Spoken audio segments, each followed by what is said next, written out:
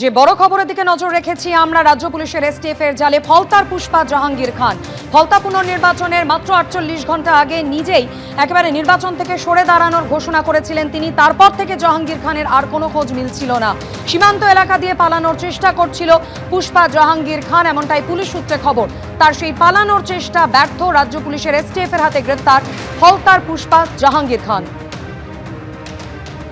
ফলতায় পুনর্নির্বাচনের আগে থেকেই স্থানীয় বাসিন্দারা একের পর এক অভিযোগ করছিলেন তারা, এমনকি ফলতায় নির্বাচনের পর থেকেই তারা বলছিলেন যে তারা পুনর্নির্বাচন চান। যেভাবে তাদের ভয় দেখিয়ে অত্যাচার চালানো হতো, তোলাবাজি, দুর্নীতি, একাধিক অভিযোগ তারা করছিলেন এই জাহাঙ্গীর খানের বিরুদ্ধে। এমনকি তারা বলেছিলেন যে তারা জাহাঙ্গীর খান এবং তার সঙ্গপাঙ্গদের ভয়ে তাদের উপর যতই অত্যাচার চলুক না কেন ভয়ে মুখ খুলতে পারতেন না। তাদের দাবি মেনে নির্বাচন কমিশনের পক্ষ থেকে পুনর্নির্বাচনের ঘোষণা করা হয়, সেই পুনর্নির্বাচন হয় এবং তার দুদিন আগেই নির্বাচন থেকে সরে দাঁড়ানোর কথা নিজেই জানাচ্ছিলেন জাহাঙ্গীর খান। এবার রাজ্য পুলিশের এসটিএফ এর জালে গ্রেফতার জাহাঙ্গীর খান।